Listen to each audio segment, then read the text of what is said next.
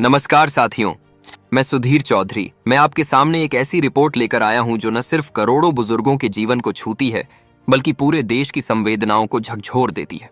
इस चैनल पर हम देश विदेश की हर जरूरी खबर को सरल भाषा में समझाते हैं और पेंशन, जेब, रोजमर्रा की जिंदगी से जुड़े हर निर्णय की सच्ची तस्वीर आप तक पहुंचाते हैं।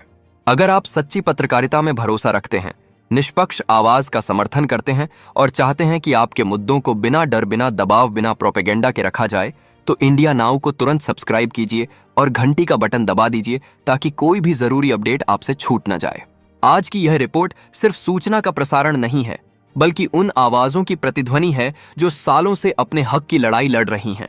उन पेंशनरों का दर्द है, उन परिवारों की उम्मीद है और उन बुजुर्गों का संघर्ष है जिन्होंने अपनी पूरी जिंदगी देश की सेवा में लगा दी और आज भी न्यूनतम सुरक्षा की उम्मीद लेकर सरकार की ओर देख रहे हैं। पिछले कुछ हफ्तों से एक खबर पूरे सोशल मीडिया पर तूफान की तरह फैल रही है। हर प्लेटफॉर्म पर यह दावा सामने आ रहा है कि सरकार साल 2026 से EPS 95 पेंशनरों की न्यूनतम पेंशन RS 1000 से बढ़ाकर RS 7500 प्रति माह करने जा रही है। यह खबर इतनी तेजी से वायरल हुई कि देश भर के पेंशनरों के बीच उम्मीद, उत्साह और राहत की लहर दौड़ गई। कुछ पेंशनरों ने तो यहां तक कह दिया कि अगर यह फैसला सच में लागू हो गया तो उनके जीवन का सबसे बड़ा बोझ हल्का हो जाएगा। लेकिन सवाल यह नहीं है कि लोग क्या उम्मीद कर रहे हैं, सवाल यह है कि इसकी सच्चाई क्या है। क्या यह खबर सिर्फ एक वायरल दावा है या वास्तव में सरकार के भीतर इस पर गंभीर चर्चा चल रही है? आज हम इस रिपोर्ट में हर पहलू को गहराई से समझेंगे, हर तथ्य को सीधे और साफ भाषा में रखेंगे। कोई भ्रम नहीं, कोई अफवाह नहीं, केवल सत्य के आधार पर निर्मित विश्लेषण। मौजूदा समय में EPS 95 योजना के तहत न्यूनतम पेंशन सिर्फ RS 1000 प्रति माह है। यह राशि पिछले कई वर्षों से जस की तस पड़ी हुई है। महंगाई, दवाइयों, रोजमर्रा के खर्चों और जीवन यापन की बढ़ती लागत को देखते हुए RS 1000 की पेंशन आज की तारीख में केवल एक औपचारिकता रह गई है। किसी भी बुजुर्ग का गुजारा इस राशि से होना लगभग नामुमकिन है और यह बात कई बार पेंशनर यूनियनों ने सरकार को बताई भी है। लेकिन इसके बावजूद अभी तक कोई बड़ा सुधार लागू नहीं किया गया। ऐसे में जब RS 7500 की खबर फैली तो यह सिर्फ एक वायरल पोस्ट नहीं रही, यह उन पेंशनरों के लिए एक राहत की रोशनी बन गई जिन्होंने दशकों से अपनी आवाज उठाई है। EPFO की केंद्रीय न्यासी बोर्ड ने अपनी बैठकों में यह स्वीकार किया था कि न्यूनतम पेंशन को बढ़ाना समय की मांग है। कई सदस्यों ने यह भी कहा कि RS 1000 की पेंशन एक बुजुर्ग के लिए मानव सम्मान के खिलाफ है, क्योंकि यह राशि किसी भी जरूरत को पूरा नहीं करती। इसी चर्चा के क्रम में RS 7500 की सिफारिश सामने आई। लेकिन महत्वपूर्ण यह है कि यह अभी सिर्फ एक प्रस्ताव है। सरकार की तरफ से कोई आधिकारिक आदेश, कोई प्रेस रिलीज, कोई नोटिफिकेशन कुछ भी जारी नहीं हुआ है। मतलब साफ है कि अभी यह दावा एक्चुअल पॉलिसी नहीं है, बल्कि केवल इंटरनेट पर चल रही अटकलें हैं। पेंशनरों की भावनाएं समझना बेहद जरूरी है। जो लोग अपनी पूरी जिंदगी एक संस्था में मेहनत करते हैं, 30-35 साल नौकरी निभाते हैं और सेवानिवृत्ति के बाद सिर्फ RS 1000 की पेंशन पाते हैं, वे किसी भी उम्मीद को गंभीरता से पकड़ लेते हैं। यह उनकी मजबूरी नहीं, उनका हक है। वे इस उम्मीद के साथ जीते हैं कि शायद एक दिन सरकार उनकी दशकों पुरानी मांग को सुन लेगी और उन्हें सम्मानजनक पेंशन मिलेगी। अगर न्यूनतम पेंशन को RS 7500 किया जाता है तो EPFO पर हर महीने हजारों करोड़ रुपए का अतिरिक्त बोझ आएगा। कई रिपोर्टों में ऐसा अनुमान लगाया जा रहा है कि यह अतिरिक्त वित्तीय भार लगभग 10,000 करोड़ रुपए प्रतिमाह हो सकता है। यह भारी राशि है, लेकिन सवाल यह है कि क्या इसके बावजूद सामाजिक सुरक्षा को मजबूत करने के लिए यह निवेश जरूरी नहीं?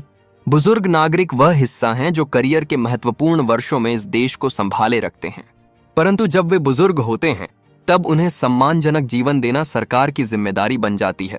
यह भी कहा जा रहा है कि यह प्रस्ताव 1 जनवरी 2026 से लागू किया जा सकता है, ताकि नए वित्तीय वर्ष से पहले सभी तैयारियां पूरी कर ली जाएं। लेकिन फिर वही बात, जब तक सरकार की तरफ से इसका आधिकारिक ऐलान नहीं होता, तब तक इसे पुष्टि मानना गलत होगा। PIB यानी प्रेस इन्फॉर्मेशन ब्यूरो ने भी इस बारे में कोई पुष्टि नहीं की है और PIB की चुप्पी अपने आप में बताती है कि खबर अभी आधिकारिक स्तर तक नहीं पहुंची। अब बात करते हैं समाज पर पड़ने वाले प्रभावों की। अगर न्यूनतम पेंशन बढ़ती है तो यह सिर्फ 50 लाख पेंशनरों को लाभ नहीं देगा, यह सीधे सीधे करोड़ों लोगों के जीवन को प्रभावित करेगा, क्योंकि हर पेंशनर के साथ पूरा परिवार आर्थिक रूप से जुड़ा रहता है। इससे बुजुर्गों की दवाइयां, इलाज, भोजन, घर के साधारण खर्च सब कुछ आसान हो जाएगा। उन्हें मानसिक सुरक्षा मिलेगी, तनाव कम होगा और सबसे महत्वपूर्ण उन्हें यह महसूस होगा कि उन्होंने जो सेवा की थी, देश उसे समझता है और उसका सम्मान करता है। यह फैसला सरकार की छवि पर भी बड़ा असर डाल सकता है।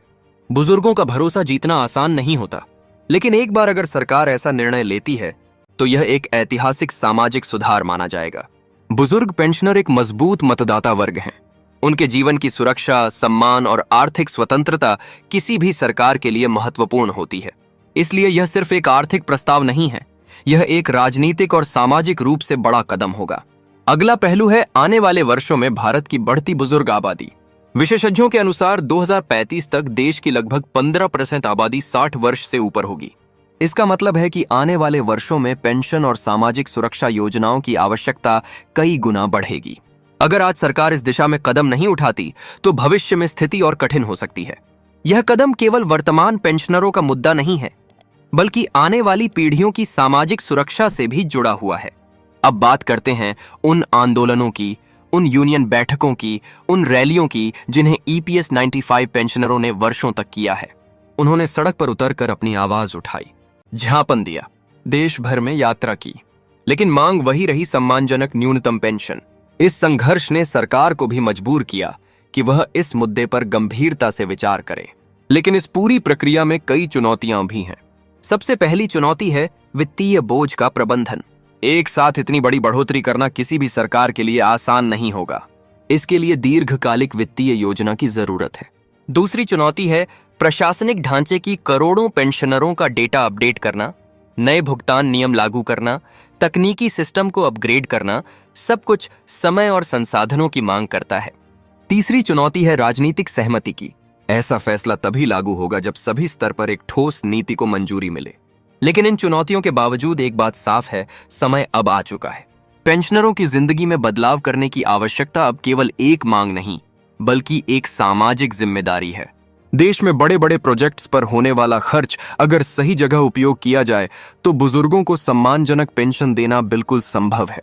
इस प्रस्ताव का एक और बड़ा हिस्सा है पेंशनरों को RS 5 लाख तक की टैक्स छूट देने की बात। अगर ऐसा होता है तो पेंशनरों की जेब में वास्तविक रूप से पैसा बचेगा। यह सिर्फ पेंशन बढ़ाने के बराबर प्रभाव डालता है। बुजुर्गों के लिए यह एक बड़ी राहत होगी, क्योंकि टैक्स देना उनकी पहले से कमजोर आय पर अतिरिक्त दबाव डालता है। इस पूरी रिपोर्ट का सबसे बड़ा निष्कर्ष यही है कि अभी तक कोई आधिकारिक घोषणा नहीं हुई है, लेकिन चर्चा इतनी तेज है कि यह उम्मीद अब पहले से कहीं ज्यादा मजबूत हो चुकी है कि बजट 2026 में इस विषय पर कोई बड़ी घोषणा हो सकती है। पेंशनर इसी उम्मीद के साथ सरकार की तरफ देख रहे हैं। उनकी आंखों में यह विश्वास है कि शायद इस बार उनकी वर्षों पुरानी मांग पूरी होगी। अंत में यही कहना चाहूंगा कि जब तक सरकार की ओर से आधिकारिक नोटिफिकेशन नहीं आ जाता, हमें किसी भी वायरल खबर पर आंख बंद करके भरोसा नहीं करना चाहिए। लेकिन उम्मीदें जरूर रखनी चाहिए, क्योंकि बदलाव अक्सर उम्मीदों से ही शुरू होता है। आने वाले दिनों में इस प्रस्ताव पर कौन सा फैसला होता है, यह बेहद महत्वपूर्ण होगा। और जैसे ही कोई आधिकारिक घोषणा, कोई नया अपडेट, कोई आधिकारिक दस्तावेज सामने आएगा, इंडिया नाउ आपको सबसे पहले, सबसे सटीक और सबसे भरोसेमंद जानकारी देगा। आपकी उम्मीदें हमारी जिम्मेदारी हैं, आपका भरोसा हमारी ताकत है। आप सभी दर्शकों का दिल से धन्यवाद कि आपने इस विस्तृत रिपोर्ट को पूरा सुना। इसे अपने आसपास जरूर साझा करें, खासकर उन बुजुर्गों तक जिनके लिए यह खबर सिर्फ सूचना नहीं बल्कि जीवन बदलने वाली उम्मीद है।